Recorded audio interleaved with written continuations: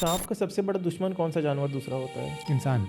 इंसान से बड़ा जानवर कोई नहीं होता है। 2 पैर वाला जानवर सबसे खतरनाक होता है। अभी के समय में ये देख रहा हूँ कि लोग ना एनिमल लवर नहीं है, वो स्पेसिफिक एनिमल लवर है। जो यूथ है वो डॉग लवर हो गया है, जो बहुत ज़्यादा ओल्ड हैं और वो गाय के लिए ही आते हैं, और जो मिडिल वाले हैं वो मिडिल में हैं। अभी तक कितने बार आपको स्नेक ने बाइट किया हुआ है? देखिए, नॉन वेनमस सांप तो मेरे को 30-32 बार काटे हैं, और वेनमस सांप मात्र 2 बार काटे हैं। फर्स्ट टाइम ड्राई बाइट था और सेकेंड टाइम आईसीयू में गया था, जब कंडीशन बहुत ज़्यादा बुरा हो गया था मेरा। जब आईसीयू में था, और लगभग शहर में ना हर दूसरा व्यक्ति जानता है, और बहुत अच्छी बॉन्डिंग है पूरे शहर से मेरी। लेकिन मैं जब आईसीयू में था तो ये देखा कि इतने सारे लोग हैं, बट सामने कौन था? मेरे पेरेंट्स, मेरे माता पिता थे, मेरी माँ रो रही थी और मेरी सांस रुक रही थी। वो कौन से सांप होते हैं जो कई बार हम वीडियोस में देखते हैं कि पूरे इंसान को वैसे का वैसा निगल जाते हैं, और कई बार तो इंसान जिंदा भी वापस निकल जाता है? देखिए, अभी तक ये रिकॉर्डेड नहीं है कि कोई सांप इंसान को जिंदा निकल जाए। अच्छा। वो मूवीज़ में दिखाता है कि आपको, जैसे इंडियन रॉक पैथन होता है, अजगर होता है, वैसे ही हॉलीवुड की मूवी है एनाकोंडा। ओके। हाँ, तो उसका दिखाता है, बट ऐसा प्रैक्टिकली अभी तक नहीं देखा गया है। ये है कि उन लोग निगल सकते हैं, लेकिन निकलेंगे तो इंसान जिंदा नहीं निकल पाएगा।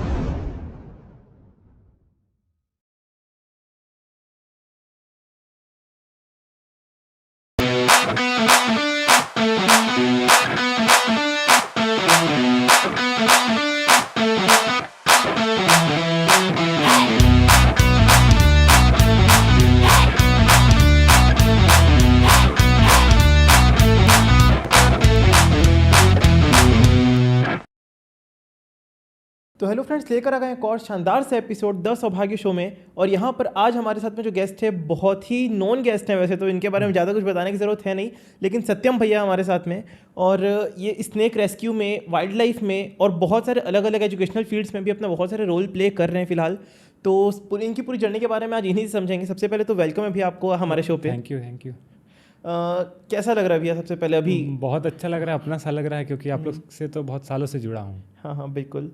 मेरे को याद है काफ़ी समय पहले, जब 5-6-7 साल हो गए होंगे अप्रॉक्स, जब पहला स्नेक हमारे घर पे निकला था, हम डर गए थे। लॉकडाउन के टाइम आप आए तो बोले इतना छोटे से स्नेक के लिए मेरे को बुलाया क्यों? तो आम जनता के लिए स्नेक एक बहुत बड़ी चीज़ है, और उसको आप मतलब ऐसे आपके लिए खिलौने ऐसे होते हैं सांप। तो उसके बारे में थोड़ा बताइए, जर्नी स्टार्ट कहाँ से हुई? देखिए, इंसान को जिससे लगाव होता है उससे इंसान डरता नहीं है। आमतौर पर डर रहता भी होगा, लेकिन एक लगाव है। नॉर्मली आप बहुत सारे टीवी शोज में भी देखते हो कि कोई क्रोकोडाइल के बीच में रख के उनको फीड करा रहा है, उसको डर नहीं लग रहा है। और चूंकि खतरा और डर तो सभी जगह है। नॉर्मल एक बिजली बनाने वाला व्यक्ति अगर पोल पे चढ़ता है तो उससे देख मुझे डर लगने लगता है। तो सबका एक फोबिया रहता है कि सबको किसी न किसी चीज़ से डर लगता है। तो मुझे एनिमल से प्यार है, इसलिए मुझे उनसे डर नहीं लगता। नहीं, लेकिन बहुत सारे एनिमल लवर्स हैं, लेकिन स्नेक एक ऐसी चीज़ है जिससे मतलब लोग देख के, क्या नाम सुन के भी डर जाते हैं कि सांप तो आसपास भी ना, सुनने को भी ना मिले। तो उसके बावजूद आपको सांपों से भी प्यार, और देखा है मैंने कि आप सांप को रेस्क्यू करते हैं। इंसान को सांप से नहीं बचाते हैं, सांपों को इंसानों से बचाते हैं। नहीं, तो रेप्टाइल ऐसा जीव है, जैसे आमतौर पर ज़्यादातर जितने भी जानवर देखेंगे उनके पास हाथ पैर कुछ रहता है, और रेप्टाइल जैसे रहते हैं उनके पास सारा कुछ, भगवान ने उतना ज़्यादा इक्विपमेंट्स नहीं दिया है। जैसे कि वो तेज़ी से भाग नहीं सकते, उनके पास पैर नहीं रहते हैं, वो देख नहीं सकते, उनकी आईब्रो भी नहीं रहती, उनके कान भी नहीं रहते हैं। तो एक तरह से वो भी बहुत ज़्यादा असहज रहते हैं। कान की बात आपने की, लेकिन हम सुनते हैं कि सांप सुन सकते हैं उनको, या क्या सिस्टम है? सांप भी तो मतलब आहट या कुछ तो पहचानते होंगे। देखिए, नॉर्मली ये अफवाह है। अभी आज ही की बात बता देता हूँ कि आज ही मुझे फ़ोन आया था, और जब मैं रेस्क्यू करने गया तो बहुत झाड़ियाँ थी, सांप नहीं मिला। फिर दोबारा मुझे फ़ोन आया कि भैया आप मंत्र पढ़ के तो सांप पकड़ लो। फिर कभी फ़ोन आता है, भैया आप बिन रखे हैं क्या, बिन से सांप को निकाल दो। जबकि आप नॉर्मली आप देखोगे तो किसी भी सांप के कान नहीं होते। सांप केवल मूवमेंट से, आपके मूवमेंट से, वाइब्रेशन से, एयर से, ये सबसे वो सूंघ के पता करता है कि क्या कंडीशन है। और दूसरा ये है कि बिन वाली बात जो अभी कॉमन सी आएगी हमारे कन्वर्सेशन में भी, आप जब भी सपेरा आपके घरों में आता है तो आप देखते होंगे एक ही इकलौता सांप है जो इस पैटर्न में खड़ा होता है, इस पैटर्न में, ठीक है, नाग सांप जिसको हाँ, वो स्पेक्टिकल कोबरा रहता है, मोनोक्लेट कोबरा रहता है, कोबरा प्रजाति के लोग। तो उनका ये क्या है, डिफेंस का एक पोजीशन है। उनको लगता है कि अगर मैं भागूंगा तो खतरा है, तो इस पोजीशन में रहूंगा तो मैं बाइट कर सकता हूँ, तो ये डिफेंस का है। तो और आप उनके सामने रुमाल या कुछ भी काला कपड़ा ऐसे मूव करोगे तो वो इस पोजीशन में आ जाएंगे। लेकिन वो हार्म नहीं करते हैं, वो वाले जो सांप होते हैं जिन लोग लेके आते हैं बीन बजाने वाले सपेरे होते हैं, हाँ हाँ। वो सांपों को हमारे गले में भी डाल देते हैं, तो भी वो सांप उस पोजीशन में होने के बावजूद हमको डसने की कोशिश नहीं करते नहीं हैं। तो वो उसका कई कंडीशन रहता है। दूसरा क्या है, वो डिहाइड्रेट हो जाते रहते हैं। अच्छा अच्छा। 2 महीना 3 महीना तक बिना खाए वो डलिए में रख के घूमते हैं। सेकंड क्या है कि उनके दांतों को तोड़ दिया जाता है, तो दांत भी नहीं है और एग्रेशन नहीं है। जैसे आप कंपेयर करोगे, जैसे जो बैल है, बैल को सांड कैसे बनाया जाता है, तो जो प्रक्रिया है, एक उनका टेस्टोस्टेरोन जो रहता है उसको इंजेक्ट करके वो बनाया जाता है। वैसे ही आप इसके दांत निकाल दोगे तो उनमें एग्रेशन खत्म हो जाएगा। तो सांप मतलब वो एकदम डेंजर फ्री हो जाते हैं उस केस में?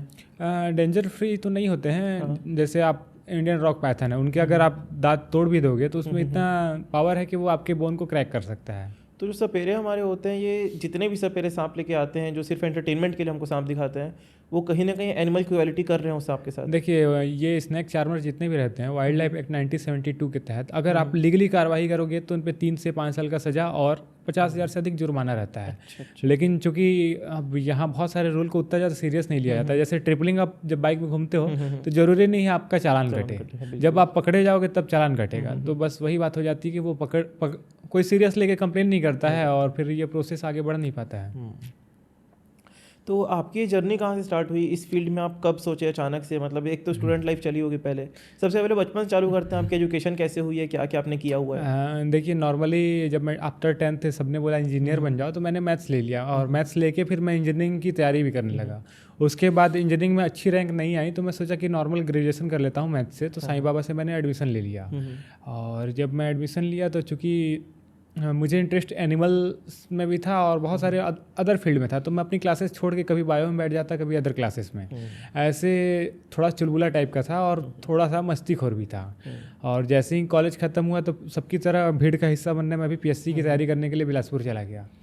और वहाँ से ऐसा हुआ कि लॉकडाउन आ गया और लॉकडाउन के पास हमारे पास कोई काम नहीं था, हम घरों में फंसे रह गए। हाँ बिल्कुल। कि निकलने का ऑप्शन बस ढूंढ रहा था कि कैसे तो निकलूँ, क्योंकि घर में एक घुटन सी होती है। अचानक हमारे एक विनायक भैया हैं, उन्होंने फेसबुक में लिखा कि शहर में कोई स्नैक रेस्क्यू करता हो तो हमारे मोहल्ले में सांप निकला हुआ है, आप आके रेस्क्यू कर लो। अच्छा। और चूँकि इंटरेस्ट तो था, हल्का फुल्का रेस्क्यू मैंने किया था, लेकिन घर में जानकारी नहीं थी। अच्छा। अगर मैं वहाँ जाता तो घर वाले डांटते, तो मैं चुपके से बस देखने गया था। कुछ देर देखा तो लोग उसे मारने की तैयारी करने लगे, तो बस हिम्मत करके मैंने किसी तरह रेस्क्यू किया। लोग भी डांट रहे थे कि मत पकड़ो, काट देगा, बच्चे हो, बट किसी तरह हिम्मत करके मैंने उसका रेस्क्यू किया। और जब मैं रेस्क्यू करके बाहर रोड में निकला हूँ तो लोगों ने तालियां बजाना शुरू कर दिया। दोनों साइड से ऐसे करके बिल्डिंग थी, बीच में गली थी। अच्छा। और दोनों साइड से छत से लोग ताली बजा रहे थे। सस्ते सेलिब्रिटी की फीलिंग तो मुझे उसी टाइम आ गई थी, क्योंकि दोनों तरफ से ताली बज रहा है और लोग अप्रिसिएट कर रहे हैं। एक अंकल ने पीठ थपथपाई और कुछ अमाउंट मेरे पॉकेट में ज़बरदस्ती रखा, बोला बेटा इसको सुरक्षित जंगल में छोड़ देना। तो देखिए, आप काम बहुत अच्छा करते हैं, लेकिन अवार्ड्स मिलते हैं ना आपको, वो एक तरह से मेरे लिए अवार्ड था कि सर अंकल ने किसी जीव का जान बचाने के लिए मुझे अमाउंट दिया। और उस दिन समझ में आया कि असली बहादुरी किसी का जान लेना नहीं, जान बचाना है। क्योंकि ज़्यादा लोग अप्रिसिएट किया, हो सकता है अगर उसे मार देता तो 2-4 लोग बोलते कि हाँ मार दिया, सही, मतलब हो गया, हम बच गए। अब देखिए कितने चाहने वाले हो गए मेरे। और वहाँ से लेके यहाँ तक की जर्नी, जिसमें मतलब वो पहला आप रिस्क लेके गए थे, एक तरीके से आपको भी नहीं पता था, हो सकता है कुछ गलत उसी दिन हो जाता, और उस जर्नी में आपके साथ कई बार हुआ भी, लेकिन पहली बार क्योंकि वो सेफ था तो आप और उसमें सोच पाए। सीखा नहीं आपने कहीं से, ये अपने आप ही चालू कर दिया? देखिए क्या है, सीखा मैंने प्रॉपर ट्रेनिंग में स्टार्टिंग में नहीं लिया था। और सेकंड क्या है कि जब स्टडी भी करते थे तो हमारे पास स्टडी का सोर्स नहीं थे, क्योंकि एमएससी फॉरेस्ट्री से मैंने किया नहीं था। डिस्कवरी में जो भी रेप्टाइल दिखाते हैं वो इंडियन स्पीसीज नहीं रहते हैं। और जब पहला रेस्क्यू हुआ तो मेरा नाम, नंबर और वीडियो काफ़ी फेमस हो गया, तो लोगों की कॉल आने शुरू हो गए कि सत्यम यहाँ सांप निकला है। अब मुझे प्रॉपर नॉलेज नहीं था कि क्या है। मैं तो मतलब दूसरा सांप ही होगा जो इंडिया का मोस्ट वेनमस है, बैंडेड करैत, उसका रेस्क्यू रात को 1:30 बजे, येलो ब्लैक जो येलो ब्लैक, रात को 1:30 बजे बुलेट की रोशनी में झाड़ी से रेस्क्यू किया था। और मेरे भी पैर ऐसे ऐसे काँप रहे थे रेस्क्यू करने से पहले। और जब मैं रेस्क्यू करने जा रहा था तो उनसे फ़ोटो मंगाया था और गूगल में उसके बारे में पढ़ते हुए गया था कि ये सांप है, ऐसे ऐसे होता है। जब रिटर्न आया और कंटिन्यू लॉकडाउन में फ़ोन आने लगे, तब मैं सोचा कि अब स्टडी करना ही है, इसमें इंटरेस्ट ही है, तो प्रॉपर इसमें पढ़ा जाए। और कई संस्थाओं से जुड़ के मैंने ट्रेनिंग ली। अभी रिसेंट में wild life trust of India के द्वारा भी ट्रेनिंग लिया नेचुरलिस्ट का, जिसमें ऑल इंडिया से 16 लोग गए थे ट्रेनिंग लेने, और काफ़ी अच्छी स्तर की ट्रेनिंग थी। तो इतने सारे सांपों की आपको नॉलेज है, अभी तक सबसे डेंजरस सांप जो आपके सामने आया हो, भले आप उसको और उसके साथ आपने क्या किया, पूरी स्टोरी बताया। देखिए, नॉर्मली जो सांप से डर लगता है वो है रसल वाइपर, क्योंकि रसल नॉर्मली जैसे दिखने में कैसा होता है वो? रसल वाइपर जैसे आप डिस्कवरी में एक रेटल स्नेक देखते होंगे जिसके पूंछ से सीटी की आवाज़ आती है। ओके। और हमारे इंडिया में जो रसल वाइपर आता है उसके नाक से सीटी की आवाज़ आती है, बहुत तेज आती है। उसमें समस्या ये है कि जैसे आप बॉटल में डाले और उसको रिलीज़ किए, रिलीज़ करने के लिए ऐसे जैसे निकाले वो जम करके भी काट देता है कई लोगों को। अच्छा अच्छा। तो वो जम करता है। सेकंड क्या है कि उसमें हीमोटॉक्सिक वेनम होता है, तो जब वो आपको काटेगा तो बॉडी पैरालाइज होना शुरू हो जाता है, बहुत कंडीशन ख़राब हो जाता है। तो नॉर्मल करेट और कोबरा से इसका वेनम भी डिफरेंस है और एग्रेशन भी डिफरेंस है। वो कौन से सांप होते हैं जो कई बार हम वीडियोस में देखते हैं कि पूरे इंसान को वैसे का वैसा निकल जाते हैं, और कई बार तो इंसान जिंदा भी वापस निकल जाता है? देखिए, अभी तक ये रिकॉर्डेड नहीं है कि कोई सांप इंसान को जिंदा निकल जाए। अच्छा। वो मूवीज़ में दिखाता है कि आपको जैसे इंडियन रॉक पैथन होता है, अजगर होता है, वैसे ही हॉलीवुड की मूवी है एनाकोंडा। ओके। हाँ, तो उसका दिखाता है, बट ऐसा प्रैक्टिकली अभी तक नहीं देखा गया है। ये है कि उन लोग निकल सकते हैं, लेकिन निकलेंगे तो इंसान जिंदा नहीं निकल पाएगा। अच्छा। क्योंकि कोई भी अगर बड़ा रेप्टाइल है वो किसी को निकलता है तो उसके बोन को क्रैक कर देता है और कई पार्टों में क्रैक कर देगा। तो आप सर्वाइव तो स्टार्टिंग में ही नहीं कर पाओगे, क्योंकि अगर 50% भी अगर निकला है उतना हिस्सा को वो क्रैक कर देगा। सांप का सबसे बड़ा दुश्मन कौन सा जानवर दूसरा होता है? इंसान से बड़ा जानवर कोई नहीं होता है। 2 पैर वाला जानवर सबसे खतरनाक होता है। तो आपके सामने ऐसे भी कुछ केसेस आए होंगे कि आपको रेस्क्यू करने बुलाया गया होगा एंड जब तक आप पहुंचे तब तक या तो सांप को मार दिया गया हो? ये कॉमन है। जैसे जब तक मैं पहुंचता हूँ, कई बार तो ऐसा हुआ है कि लोगों को सांप काट भी दिया, जो झाड़ फूक के चक्कर में पड़े हैं, और उनको हम पकड़ के हॉस्पिटल तक ले गए हैं। ये लॉकडाउन के बाद कंटिन्यू 112 के साथ हमने कई जीवन बचाया है। इस बारे में और बात करनी चाहिए। ये क्या मतलब, लोग झाड़ फूक पे आज भी इतना मानते हैं कि मतलब सांप काटने पे लोग इलाज के पहले झाड़ फूक करवा रहे हो? देखिए, एक लखनपुर की कहानी है कि अभी ASI हैं विजय गुप्ता जी, तो लखनपुर में किसी को सांप काटा था, इंसान चला गया था। लोग ये बोल रहे थे कि सांप जो है उसको आप रेस्क्यू करके ले जाओ। उन्होंने डलिया से ढका था। जब मैं गया तो वहाँ एक स्नेक चार्मर सपेरा आ गया। वो बोला कि मैं मंत्र पढ़ के इसको जिंदा भी कर दूंगा, साथ में इसको रेस्क्यू करके रिलीज़ भी। अब मैं सोचा कि जान तो चली गई है, इनका भी एक्सपेरिमेंट देख लेते हैं। तो इंडियन स्पेक्टिकल कोबरा था, इस पोजीशन में बैठा था। उन्होंने ऐसे करके उसको पकड़ा और पकड़ने के बाद कुछ मंत्र पढ़ने लगा। सांप ने उसको यहाँ डसा, डसने के बाद उसने सांप को छोड़ दिया, वापस डलिया से ढक दिया। और फिर वो मृत इंसान के ऊपर चावल फेंकने लगा और कुछ मंत्र वंत्र पढ़ने लगा। चावल उसके पीठ में चिपक जा रहा था, ये प्रोसेस में था। धीरे धीरे जो स्नेक चार्मर था उसका भी कंडीशन खराब होते गया। सबसे बड़ी समस्या विजय गुप्ता जो SI थे उनके साथ हुई, क्योंकि ये पोस्टमार्टम के लिए आए हुए थे एक फाइल लेके। अब मजबूरन इन्हें 2 फाइल लानी पड़ गई। मतलब एक जीवन बचाने के चक्कर में वो स्नेक चार्मर भी नहीं बच पाया। तो उनका भी कुछ एक्सपीरियंस रहा होगा, या ऐसा है कि सिर्फ हीरो बनने के लिए वो? नहीं, देखिए, बहुत सारी चीज़ें अंधविश्वास पे भी चलती है। जैसे आपको सांप अगर काट रहा है तो ज़रूरी नहीं है कि वो जहर उगले ही। कई बार जानता है सांप कि आप इतने बड़े हो और आपको मार के जान नहीं ले पाएगा, तो आपको नॉर्मल डरा के दूर करना चाहता है, तो वो ड्राई बाइट होती है। जैसे काट देगा और जहर नहीं छोड़ता है। अच्छा। वो ड्राई बाइट होती है। तो ऐसे में ये स्नेक चार्मर और ओझा और ये जितने भी रहते हैं ये सक्सेसफुल होते हैं। हाँ, बहुत बार लोग सिर्फ डर के भी मतलब कांपने लगते हैं, हड़बड़ा जाते हैं, अनकॉन्शियस हो जाते हैं। वो मेरे साथ भी स्टार्टिंग में हुआ था, जब मुझे भी स्नेक ने बाइट किया था। तो जो चीज़ नई भी होती है वो होते रहता है। जैसे मैं डर रहा था और जैसे लार जो है वो बोलते हैं सूख जाता है, तो वो डर से सूख रहा था। बहुत सारे ऐसे कंडीशन थे, बट जैसे जैसे पढ़ाई करता गया, डीपली पढ़ाई हुई, तो फिर बहुत सारी चीज़ें समझ में आई।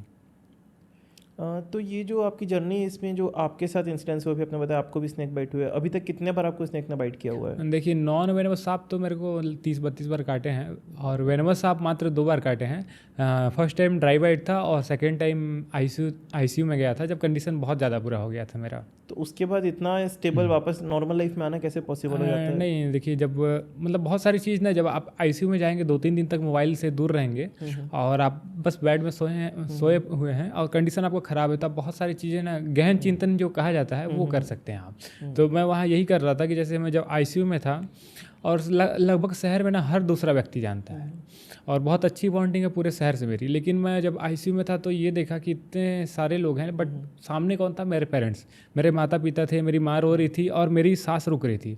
जब मेरा सांस रुक रहा था तो मेरे पास इतना भी हिम्मत नहीं था कि मैं मम्मी को मतलब रोते हुए आंसू पोंछ के रोक सकूँ कि माँ मत रो, मैं ठीक हो जाऊँगा, क्योंकि आवाज़ पूरा रुक जाता है और आपको ये लगने लगता है कि बस आपका जीवन आपके हाथ में नहीं, डॉक्टर के हाथ में है।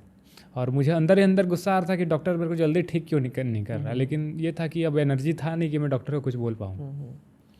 लेकिन ऐसे मोमेंट्स में हमको समझ आता है कि मतलब सिर्फ अपने और अपने में भी सिर्फ Right, जो खुद के right. सगे भाई बहन माँ बाप वही खड़े मिलते हैं। मतलब मेरे साथ तो ऐसा था, मैं तो उस टाइम होश में नहीं था। बाकी मेरे फ्रेंड्स बताया कि जब मेरी कंडीशन ख़राब थी तो बहुत सारे गिद्ध जैसे लोग हैं जो कि अपने शेल्टर को भी हथियाने की बात कर रहे थे कि वो हम कैप्चर कर लेंगे इसके जाने के बाद, अब तो कौन संभालेगा इतना बड़ा, और बहुत सारी चीज़ें। तो तरह तरह के लोग हैं, अपने को अवेयर रहना पड़ता है। टॉपिक चेंज करते हैं, शेल्टर के बारे में बताइए आप। आपका जो महामाया पशु पुनर्वास केस है, जो एरिया पूरा बहुत अच्छा आपका शेल्टर बनाया देखिए, हुआ है। शेल्टर की स्थापना एक इंडियन कोबरा था जिसको नागपंचमी के दिन किसी ने टांगी मार दी थी। और टांगी मार दी थी मतलब? टांगी मतलब लोग क्या है, आमतौर पर सांपों को मार ही देते हैं, और वेनमस सांप होता है तो उसको तो कॉमन मार ही देते हैं। तो मारने के प्रयास में उसने टांगी मारा, वो घायल हो गया और कहीं छिप गया खपड़े के अंदर। अच्छा। 112 में उन्होंने फ़ोन किया, 112 के साथ मैं रेस्क्यू करने गया तो वो बहुत ज़्यादा घायल था। फिर उसका रेस्क्यू करके मैं लाया हूँ, ऑपरेशन कराया हूँ। ऑपरेशन वेटनरी हॉस्पिटल में हो रहा था। वहाँ देखा कि गाय पूरी पड़ी हुई हैं, कंडीशन सबका ख़राब है। वहाँ फेंसिंग बाउंड्री कुछ भी नहीं है, और लॉकडाउन के टाइम था, वहाँ सिक्योरिटी गार्ड भी नहीं था। जो कुत्ते रहते हैं रोड में, हम जो खाना फेंकते हैं उसी को वो खाते हैं, और लॉकडाउन में इंसान निकलेगा नहीं तो वो फीड कैसे करेंगे। तो वो गायों को नोचते थे, सुबह आके खाते थे। अब सोचिए कि 25-30 गाय इंजर्ड अवस्था में है और उसको डॉग आके नोच रहा था, बहुत कंडीशन गंदा था। मैं लेटर आवेदन बना के कंटिन्यू कलेक्टर, कमिश्नर, जितने भी MLA MP थे सबके पास रिपीट मोड में गया, लेकिन सक्सेसफुल कहीं नहीं हुआ। तो फिर मैं सोचा कि अब लीगली प्रोसेस बहुत ज़्यादा कर लिया हूँ, एक बार ट्राई करते हैं कि अपन जो मतलब प्राथमिक रूप से हो पाता है उसको करते हैं। अगर गवर्नमेंट को पसंद आए तो धीरे धीरे अपन आगे बढ़ेंगे। इरिगेशन विभाग की पुरानी बिल्डिंग थी, उसमें मैंने अपना शेल्टर खोला, और धीरे धीरे करते करते लोग जुड़ते गए, काम देखते गए, पसंद आता गया। अब भगवान की कृपा से लगभग 100 जीवों को हम निःशुल्क आश्रय दे रहे हैं। और वहाँ पे जीव रहते ही बहुत प्यार से हैं, मतलब इतने अलग अलग प्रकार के जीव होते हैं जो सड़क पे हमको साथ में देखने को नहीं मिल सकते। वो वहाँ जब दिखते हैं और वो प्यार से बात, मतलब ऐसा लगता है कि आपस में खेल रहे हैं सब साथ में, चाहे गाय हो कुत्ते हों। देखिए, शेल्टर खोलने का मकसद मेरा जीवों को कलेक्ट करना नहीं था, क्योंकि मान लीजिए अगर मैं कलेक्ट करने लगूंगा तो डॉग्स इतने हैं, गाय इतने हैं कि नहीं हो पाएंगे। मेरे को लोगों को कनेक्ट करना था। अगर लोग कनेक्ट होंगे, एक अटैचमेंट होगा, तो लोग खुद ही सेव करेंगे। मैं वहाँ अगर मान लीजिए 100-200 जानवर अगर जमा भी कर दूंगा, हो सकता है सोशल मीडिया में फॉलो डाल दूँ कि इतने कुत्तों की सेवा कर रहा हूँ, इतनी गायों की सेवा कर रहा हूँ, फॉलोअर्स बढ़ जाएं, बट उससे रिजल्ट नहीं मिलने वाली थी। तो मैं बस एक ऐसा एटमॉस्फेयर, एक परिवेश तैयार करना चाह रहा था कि लोग आए तो समझें, इनकी वैल्यू समझें और इनसे जुड़ें, ताकि इन्हें प्रोटेक्ट करें। कहाँ आपकी जर्नी मतलब पढ़ाई से स्टार्ट हुई, आपने कॉलेज किया, उसके बाद इस फील्ड में आए तो एक बार तो लगा यार पैसे तो नहीं है, सिर्फ समाज सेवा ही हो रही है। देखिए, इसमें कभी कभी मेरे को भी रात में अफसोस होता है, क्योंकि अभी मैं जो ट्रेनिंग लेके आया हूँ नेचुरलिस्ट का, तो मेरे साथ जो 16 लोग थे, कोई USA गया, कोई अदर कंट्री में, कई सारे लोग हैं, कोई बांधवगढ़, राजा जी, कई सारे नेशनल पार्क में शिफ्ट हो गए। मेरे पास भी ऑप्शन था कि मैं कहीं जाके जॉब कर सकता था, और वाइल्ड लाइफ तो मेरे लिए प्यार है, मैं तो एक बार में दौड़े चल जाऊँ। लेकिन सबसे ये है कि यहाँ 100 जीवों की जिम्मेदारी है। मेरे शेल्टर में 100 से अधिक जीव हैं, और अभी ये जो मैं लेबर जैसे बन के आया हूँ, क्योंकि अभी हम लोग एक गौ माता का ऑपरेशन कर रहे थे जिनका यूट्रस बाहर था, और लगभग किसी भी गाय के मतलब अंदरूनी पार्ट 10 से 15 kg के पार्ट को काट के अलग करना बहुत बड़ा चैलेंज था। लेकिन ऑपरेशन किए, फिर आपका फ़ोन आया, और आज हम अपनी इस बातों को शेयर कर रहे हैं।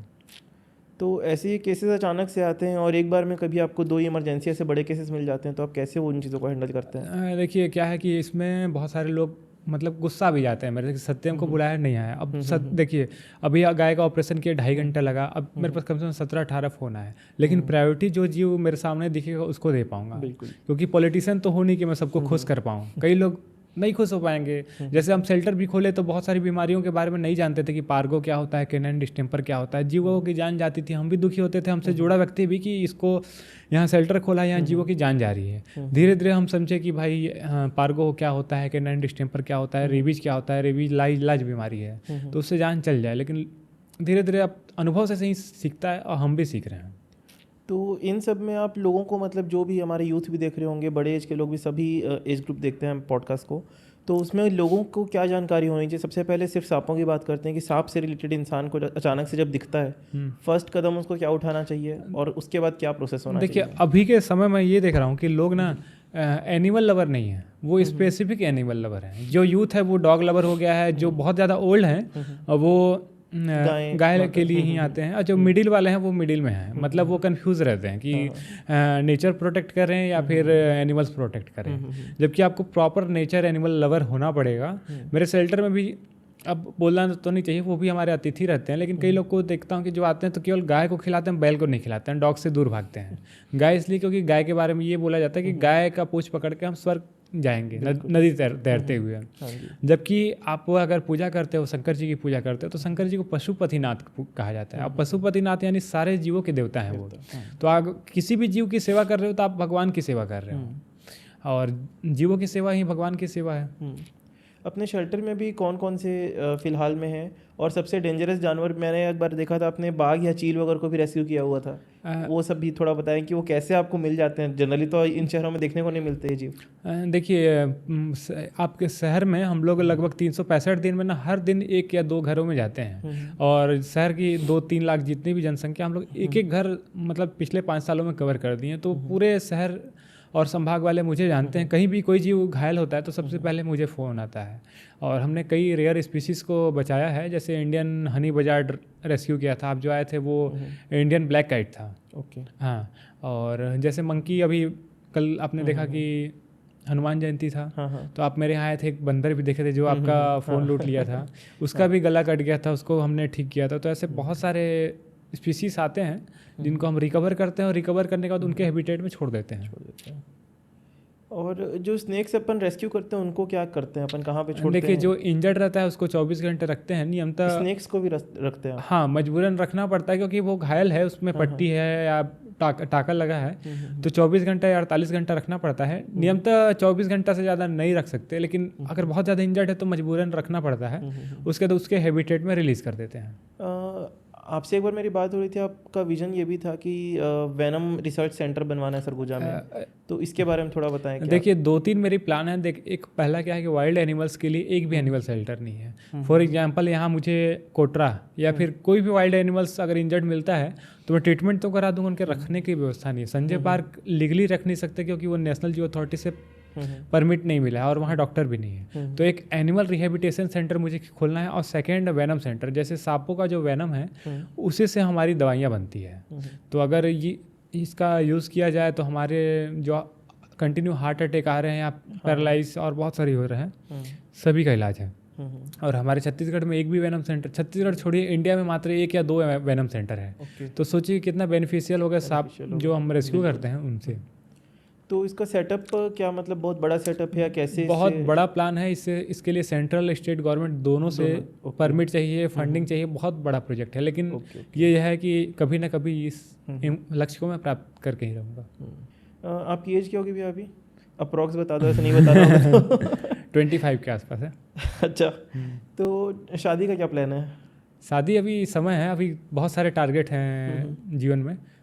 तो मतलब अभी आपका है कि कभी करना है, या फिर क्या मोटिव है? क्योंकि कई लोग ऐसा भी, बहुत सारे लोगों में देखा हूँ, जब एनजीओ या फिर वाइल्ड लाइफ या ऐसी चीज़ों में जाते हैं तो फिर बाकी चीज़ों से लक्ष्य हट जाता है उनका। तो आपका इसको क्या? नहीं, अभी तो सबसे प्राथमिकता मेरी फैमिली है। दूसरा क्या है कि मैं एनिमल वेलफेयर में करना चाहता हूँ। ये दोनों हो गई, उसके बाद फिर अपन फ्यूचर का सोच सकते हैं।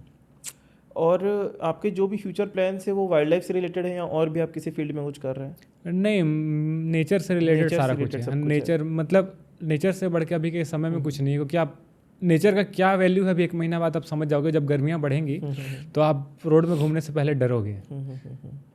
क्या हमको मतलब चेंज करना चाहिए अपने आप में, अपने लाइफस्टाइल में? नॉर्मल पब्लिक को क्या ऐसे चेंजेस करने चाहिए जो बेनिफिट करे हमारे? छोटी छोटी चीज़ें आपको बेनिफिट कर सकती हैं। जैसे अभी शहर में जितनी भी गाय दिखती हैं, सबके पेटों में प्लास्टिक दिखते हैं, क्योंकि अब खाने में कुछ भी खाद्य सामग्री रहती है, उसको आप रोड में फेंक देते हो तो उसके साथ साथ प्लास्टिक भी रहता है, और गाय खाती है तो उसको खा लेती है। तो सोचिए कि उसको खा रही है तो गाय का तो जीवन जा ही रहा है, उसके चलते पर्यावरण प्रदूषित हो रहा है। और मृत गाय को डॉग भी खाते हैं, क्योंकि कहीं भी, और अदर एनिमल्स जैसे बर्ड सारे कुछ।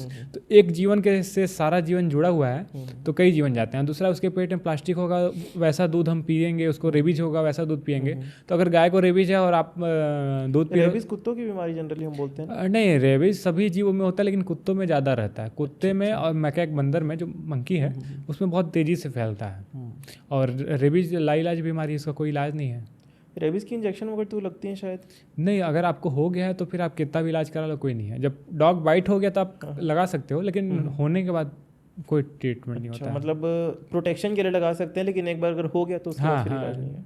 मतलब वो बस डोज रहता है। अगर डॉग को रेबीज है, हाँ हाँ। आप डोज कंप्लीट कर रहे हो तो मे बी आपको रेबीज ना हो, लेकिन अगर एक बार हो गया तो फिर कोई दुनिया का डॉक्टर नहीं बचा सकता। और रेबीज होने के बाद अप्रॉक्स कितना टाइम लगता है, मतलब क्या कैसी बीमारी फिक्स है? नहीं रहता है। रेबीज जैसे अगर हो गया ना तो कभी कभी मौसम चेंजेस होते हैं तो असर दिखने लगता है। इंसानों में आमतौर पर इंसान भौंकने लगेगा, पानी से डरेगा, दूर भागेगा, एक फोबिया हो जाएगा। तो बहुत ये फेटल नहीं है, मतलब इसमें इंसान डेथ तक नहीं पहुंचता है ऐसा? डेथ ही होता है, डेथ के अलावा कोई, अच्छा। मतलब डेथ ही होता है, उसके अलावा कोई सोल्यूशन नहीं है। ओके, मतलब ये भी काफ़ी खतरनाक बीमारी है, सबसे इसके बारे में खतरनाक, फिर भी बहुत बात नहीं होती है। सबसे ज़्यादा खतरनाक रेबीज़ है, क्योंकि रेबीज़ लाइलाज बीमारी है। जैसे नॉर्मली आप अगर नॉर्मल देखोगे तो एड्स है, तो एड्स में आप इलाज भी कराओगे तो कुछ साल, 7 साल, 8 साल, 10 साल जी जाता है इंसान, भले थोड़ा वीक हो जाए बट जी जाता है। कैंसर का भी ऐसे ही है। हाँ, कैंसर का भी है कि स्ट्रगल करेगा बट सर्वाइव करेगा कुछ साल तक। लेकिन रेबीज में अगर आ गया तो फिर 12 घंटा, 24 घंटा, मैक्सिमम 7 दिन, उस 7 दिन से ज़्यादा जीवन नहीं है। स्नेक रेस्क्यू में आपको सबसे बड़ा सांप अभी तक किस साइज़ का देखने को मिला है? और कई बार ऐसा भी होता होगा आपसे ज़्यादा वजन के सांप होते होंगे, उस समय क्या करते हैं आप? देखिए, जब मैं सिरफिली गया था तो किसी खेत में आग लगा दिए थे और इंडियन रॉक पैथन था, वो भी जल गया था। तो मैं जब उसको निकालने गया तो लगभग 14 फीट का वो सांप था, और पीछे का हिस्सा पूरा उसका जल गया था, वाइट हो गया था। तो उसका ट्रीटमेंट कराया, बट मैं बहुत बड़ा था, मतलब 3-4 सर्कल में वो आ गया था। और बोरा लेके गया था स्कूटी में, बट स्कूटी में नहीं आ पाया, फिर लास्ट में कार लेके गया, फिर कार में उसको लेके आया हूँ, ट्रीटमेंट कराया हूँ, फिर उसको रिलीज़ किया हूँ। तो इतने बड़े सांप अकेले संभाल लेते हैं आप? अब यूज टू हो गए हैं, अब नेचर समझते हैं ना। जैसे इंसान किसी का नेचर जो समझता है, तो बहुत सारे लोग टाइगर हैंडल कर लेते हैं, महावत लोग एलिफेंट हैंडल कर लेते हैं, तो सब एक्सपीरियंस का ही है। लेकिन इंसान का नेचर भी कई बार नहीं समझ पाता है। एक्सप्रेशन से हमारे पास बोलने का जरिया है, और वो जानवर जो बोल भी नहीं सकता, देख भी नहीं सकता, ज़्यादा कुछ बता भी नहीं सकता, उनको आप कैसे समझ जाते हैं? स्टार्टिंग में आपको बताया ना कि 2 पैर वाले जानवर ज़्यादा खतरनाक होते हैं, वो ज़्यादा वेनमस होते हैं। उनसे ही अगर उनसे आप बच गए तो फिर ज़्यादा अच्छा है, क्योंकि 2 पैर वाले 4 पैर वाले का भी जीवन लेते हैं, और प्रकृति का तो देख रहे हैं कैसे विनाश हो रहा है। फर्स्ट एड के क्या ऑप्शंस हैं? अगर सांप काट देता सबसे पहले इंसान को क्या करना चाहिए काटने के बाद? काटने के बाद एकमात्र ऑप्शन है हॉस्पिटल जाना। अगर नहीं जा पाए तो पहले खुद को कूल एंड काम रखें, क्योंकि आप जितना डरेंगे, न्यूरोटॉक्सिक वेनम है, हमारे खून के साथ साथ शरीर में तेज़ी से बढ़ेगा। और अगर हार्ट तक या ब्रेन तक पहुंच गया तो आपका सर्वाइव होना बहुत मुश्किल है। और एक और लंबा प्रोसेस है जो पट्टी बांधने का, तो वो लंबा प्रोसेस है, बट आप हॉस्पिटल प्रायोरिटी देखिए कि आप हॉस्पिटल ही पहुँचिए। एक रैपिड फन क्वेश्चन है, फेवरेट स्नेक स्पीसीज कौन सी है आपकी? King cobra. किंग कोबरा क्यों? किंग कोबरा क्या है कि सभी मतलब आप वेनम भी देखोगे तो सभी सांपों से उसमें वेनम जानता है। सेकंड क्या है कि उसके आहार दूसरे सांप हैं। और तीसरा उसमें सबसे अच्छा मेरे को लगता है कि आपकी हाइट अगर 6 फीट है, तो उसकी हाइट 16 फीट रहती है, आपकी आंखों में आंखें डाल के खड़े हो सकता है। मतलब ये हाँ, इस पैटर्न में अगर आंखों में आंखें डाल के कोई सांप अगर सामने खड़ा हो तो फिर अच्छा खासा इंसान डर जाएगा। इससे हट के एक क्वेश्चन है दिमाग में, कई बार हम फ्लाइंग स्नेक्स के बारे में सुनते हैं, उसका भी कोई कॉन्सेप्ट है क्या? उसको वाइन स्नेक बोला जाता है। कई सारे होते हैं। वाइन स्नेक नॉर्मली होता है जिसका वी शेप में मुंह रहता है, और वो एक पैर से दूसरे पैरों पे जंप करता है। उड़ नहीं सकता है लेकिन? नहीं, जंप कर, वो पैटर्न ऐसा बनाता है कि लगता है कि उड़ रहा है। अच्छा, एक कॉमन मिथ जो आप सबसे ज़्यादा सुनते हो और जिसको सुन के हंसी भी आती हो? नागमणि। जैसे नॉर्मली लोगों को ये लगता है कि इतने सांपों को रेस्क्यू करता है तो इसको नागमणि ज़रूर मिला होगा। तो एक्सप्लेन करता हूँ कि अगर नागमणि मिलता तो मैं मतलब शहर में क्यों रहता, मैं तो इतना रिच हो जाता कि फिर मतलब बहुत बेटर प्लेस में चला जाता। ये भी बेटर प्लेस है, बट लोगों के मुताबिक कम से कम यहाँ अपने सपने मतलब स्नेक वेनम सेंटर खुद ही के दम पे खोल लिया जाता है। राइट। नागमणि का कॉन्सेप्ट क्या है, आप बताएं, मतलब सच क्या है इसका? देखिए, नागमणि इंडियन स्पेक्टिकल कोबरा जो है, ये जो पैटर्न रहता है उसका ये मोटा हिस्सा रहता है। तो ऊपर आप ब्लेड लगाओगे तो हल्का छोटा सा पत्थर आप डाल के चिपका सकते हो। तो चिपका लोगे तो क्या है, पहले के टाइम में ऐसा होता था कि जैसे सपेरा लोग ऐसा करते थे कि चिपका के अंदर पत्थर रखे रहते थे, और जब गांव में जाते थे तो उसको फाड़ के दिखाते थे, बोलते थे ये नागमणि है। और जो भी समृद्ध व्यक्ति रहता था उसको कुछ अमाउंट देके खरीद लेता था। तो सोचिए, छोटा सा पत्थर जो था वो लाखों में बिक जाता था। तो ये एक बिजनेस का तरीका था ये, लेकिन पॉसिबल नहीं है सच नहीं, होना। नहीं। किसी भी स्पीसीज में आप कभी नहीं सुने वर्ल्ड वाइड? नहीं होता, ऐसा पॉसिबल है ही नहीं।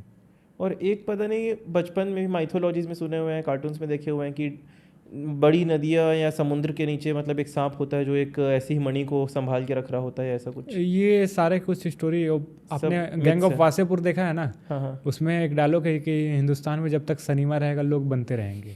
तो बस वही है कि सिनेमा का ही ये सब कमाल है, उसी के चलते ये सब अफवाह है। अगर आप स्नेक मैन ना होते तो कौन से, नहीं, अगर आप कोई एक एनिमल बनना होता तो आप कौन सा एनिमल बनना प्रीफर करते हैं? ये तो बहुत सबसे ज़्यादा एनिमल आपको कौन से पसंद है? और आप अगर अगले जन्म में आपको ऑप्शन दिया जाए कि आपको कौन सा इंसान एनिमल बनना, बोले सबसे खराब एनिमल तो इंसान है, तो इंसान तो आप नहीं मैं बनेंगे। कोई भी रेप्टाइल बनना पसंद करता है, क्योंकि रेप्टाइल रेप्टाइल सबसे बेस्ट ये है रेप्टाइल में कि वो ब्रूमेशन पीरियड में जाते हैं। तो आप, मेरे को थोड़ा सा शांति पसंद है, तो आप मान लो साल भर एक्टिव ना रह के 3 या 4 मंथ एक्टिव रहो, बाकी आराम से कहीं भी गड्ढा या छेद या ऐसा प्लेस देख के आप रेस्ट करो, सोते रहो। रेप्टाइल से याद आया, छिपकलियाँ का मौसम चल रहा है और लोग बहुत अजीब होती छिपकलियाँ, डर किसी को नहीं लगता, काट नहीं सकती, वेनम नहीं होता है, लेकिन फिर भी देख के ऐसे डर तो लगता है बहुत लोगों को। छिपकलियाँ ऐसे रेप्टाइल में नहीं आती, वो गैकोस में आती हैं, जैसे ये रेप्टाइल्स में ही आती है।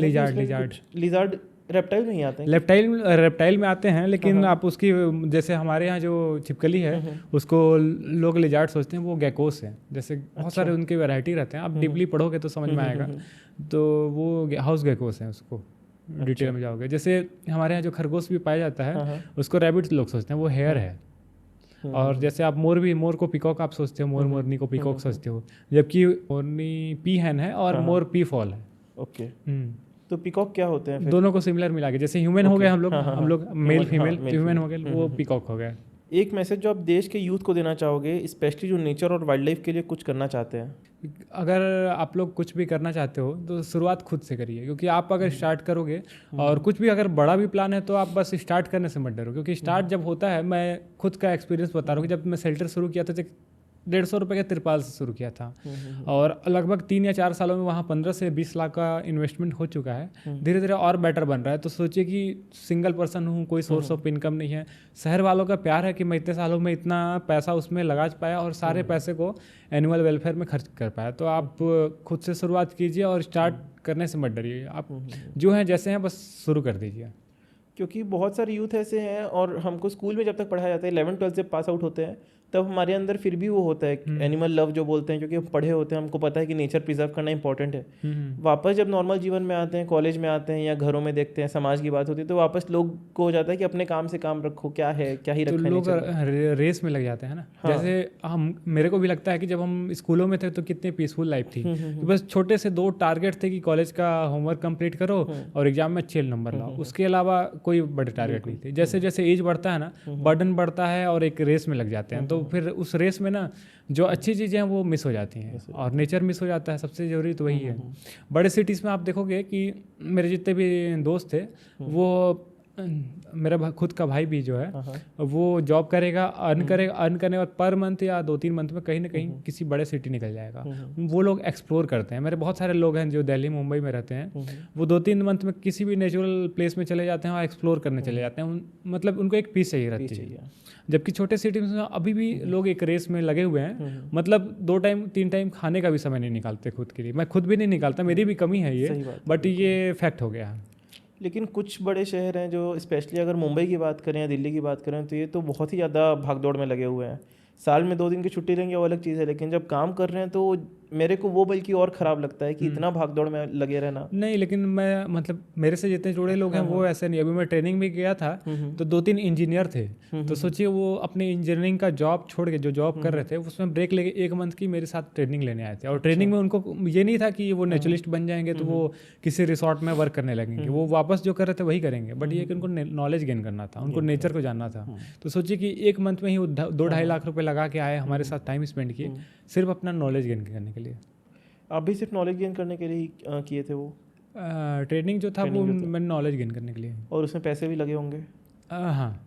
तो अभी भी आप मतलब अभी होने के बावजूद, जिसमें हम मतलब लोग के लिए मेरे लिए अच्छा ये बात रहा कि जब मैं वाइल्ड लाइफ फील्ड में पेट्स की फील्ड में जाता हूँ तो फाइनेंशियली सपोर्ट भी मिल जाता है, बट वाइल्ड लाइफ की सोचता हूँ ना, बर्ड्स का, एनिमल्स, मैमल्स, किसी का भी, तो उतना ज़्यादा सपोर्ट नहीं होता है। मैं आदरणीय आदि बाबा को बहुत बहुत धन्यवाद दूंगा, जिन्होंने मुझे स्पॉन्सर किया और जो भी अमाउंट लगा सब उन्होंने पे किया, और जिसके चलते मैं जीवन में पहली बार इस लेवल का ट्रेनिंग ले पाया। तो मैं जीवन भर बाबा का शुक्रगुजार रहूँगा कि आपने मुझे छोटे से गांव से लेके उतने बड़े लेवल का ट्रेनिंग दिलवाया। और ऑफ कोर्स बहुत फ़ायदा होता होगा उन ट्रेनिंग्स को लेके, खुद में भी काफ़ी सारी चीज़ें। बहुत ज़्यादा, क्योंकि आप नॉर्मली यहाँ किसी भी यूथ से मिलोगे, मैं अपना एक्सपीरियंस बता रहा हूँ कि अगर किसी भी यूथ से मिलने जा रहा हूँ तो उनके पास या तो क्रिकेट रहेगा, राजनीति रहेगा, गाली गलौज रहेगा, या फिर फीमेल्स की बात रहेगी। 4-5 टॉपिक्स के अलावा ज़्यादा टॉपिक्स नहीं रहते हैं। और जब मैं वहाँ ट्रेनिंग में गया तो लगभग 1 मंथ था, किसी के मुंह से बेवर्ड भी नहीं सुना, मतलब गाली गलौज तो दूर की बात है। प्रतिदिन ट्रेनिंग होती थी और बहुत वेल डिसिप्लिन रहते थे और एक दूसरे से सीखते रहते थे रोजाना। मैं थोड़ा आलस करता था तो मेरा जो रूममेट थे 2, वो सुबह 5 बजे उठ के बर्डिंग करने निकल जाते थे, नए बर्ड्स को एक्सप्लोर करते थे, उनके बारे में जानते थे, थीसिस लिखते थे। तो ये बहुत अच्छा मोमेंट था मेरे लिए। ऐसे लोगों के बीच जाके लगता है कि मतलब कुछ कमी जो हमारे शहर में है, उसके बाद भी हम जैसे लोग हैं जो उन चीज़ों को यहाँ लाने की ही कोशिश कर रहे हैं। मैं भी वही ट्राई करता हूँ कि जिस उस लेवल का कुछ काम किया जाए, बस थोड़ा सा होपलेस हम अपना शहर छोड़ के ना जाए, बल्कि उन चीज़ों को यहाँ लाने की कोशिश करें। मेरी भी वही क्योंकि देखिए, चाहता तो मैं शेल्टर को किसी को हैंड ओवर करके कोई स्टाफ रख लेता, वो मैनेज करता और मैं चला जाता, क्योंकि बहुत सारी जगहों से मुझे ऑप्शंस थे। लेकिन अगर मैं चला जाता तो मेरा जो वर्क प्लान है वो नहीं कर पाता सामने वाला, और मेरे काम करने का जो तरीका है वो सामने वाला उसी तरीके से नहीं कर पाएगा। तो ये पूरी जर्नी मतलब आपकी शुरुआत से अभी तक बहुत ही अलग रही है ना। मतलब बचपन में तो आपने नहीं सोचा होगा कि आपको ऐसा कुछ करना पड़ेगा? नहीं, देखिए क्या है, छोटे सिटीज़ में थे, मैं राजपुर में रहता था, तो कोई गाइडेंस करने वाला था नहीं। जैसे दोस्त लोग अगर इंजीनियरिंग करने जा रहे हैं तो फिर मैं भी उसके पीछे चला गया, तो एक भेड़ चाल सब कोई चले। अगर शुरू से कुछ गाइडेंस मिला रहता तो मैं इसी फील्ड की एजुकेशन करता, MSc फॉरेस्ट्री से करता, या आफ्टर 12th ही वाइल्ड लाइफ में चला जाता, और अभी तक हो सकता है कि बहुत आगे चला जाता, लेकिन गाइडेंस की कमी के चलते मेरा ट्रैक चेंज हो गया। और ये ट्रैक भी अच्छा आया, मतलब जो आया एट द एंड, मतलब बेस्ट है। अब आपको लगता होगा कि अच्छा हुआ कि जो हुआ। हाँ, सेटिस्फेक्शन है जिस काम में सेटिस्फेक्शन, और सबसे बड़ी बात कि पैशन प्रोफेशन मेरा सेम है। जैसे सचिन को कितना अच्छा लगता होगा कि उनका क्रिकेट खेलना पैशन था, और उसको वो प्रोफेशन बनाया और रिजल्ट अच्छा मिला। तो बहुत सारे लोग पैशन से हट के खेल करते हैं तो उनको रिजल्ट नहीं मिलता। जैसे अपने पंचायत देखा होगा, जीतू भैया थे, जीतू भैया एग्जाम की तैयारी कर रहे हैं, उन्हें बनना कुछ और है सचिव, बिल्कुल। तो वो उतने ज़्यादा नहीं रहते हैं। और मेरे लिए बेनिफिशियल है कि मैं वाइल्ड लाइफ से प्यार भी है और उस फील्ड में करियर भी बना रहा हूँ। ये बहुत कम लोग कर पाते हैं, और लोगों को लगता है कि सामने वाले के लिए पॉसिबल था, लेकिन वो पॉसिबल किया जाता है, वो सामने वाले के खुद ही किया जाता है, और कोई मदद नहीं करने आता उसमें। क्योंकि सपने एक एज के बाद सपने को मार के जीना पड़ता है, और अगर वाइल्ड लाइफ में फील्ड में नहीं आता तो हो सकता है कि मैं भी कहीं जॉब करते रहता, कुछ अमाउंट अर्न कर लेता, लेकिन ये है कि सेटिस्फेक्शन नहीं मिल पाता। अभी मैं सेटिस्फाइड हूँ तो मेरे लिए अच्छा है। तो फ्रेंड्स, यही था आज का एपिसोड। आपने देखा होगा मतलब इनकी पूरी जर्नी में जो भी चीज़ें जहाँ से ये लेके आए हैं आज तक, और अभी बहुत सारी चीज़ें कवर नहीं भी हुई हैं, बीच बीच की छोटी छोटी कड़ियाँ हैं कि स्कूल से कॉलेज और कॉलेज से इस जो जर्नी के बीच में कितने सारे माइंड के चेंजेस आते हैं ना, उतना डीप अभी हम नहीं गए हैं कि किन थॉट प्रोसेसेस और कितने सारे लोगों की बातें सुनना, सब कुछ एकदम स्मूथ तो नहीं रहा होगा पूरी जर्नी में। नहीं, जर्नी में स्मूथ तो नहीं था, मतलब एप्रिसिएशन बहुत मिली, लेकिन कुछ तो होंगे कि मतलब ये क्या ही फ़ायदा है। देखिए, वो भीड़ बस स्टेज पे दिखती है, फिर आप जब आओगे तब रात को आप अकेले ही रहोगे, अकेले ही डीप थिंकिंग होगी, कई बार नींदें नहीं आएंगी कि हमने को ये भी करना है वो भी करना है, और उसमें कई बार गिरोगे और खुद ही उठना है। ऐसा नहीं कि कोई सपोर्ट करने के लिए पीछे है, क्योंकि मेरा जो फील्ड है काफ़ी यूनिक है, और शहर में इस फील्ड में उतना ज़्यादा सपोर्ट नहीं मिल पाता है। और धीरे धीरे जब थोड़ा सा ग्रो किया तो अब सपोर्ट मिलने लगा है, लेकिन स्टार्टिंग में बहुत ज़्यादा स्ट्रगल था।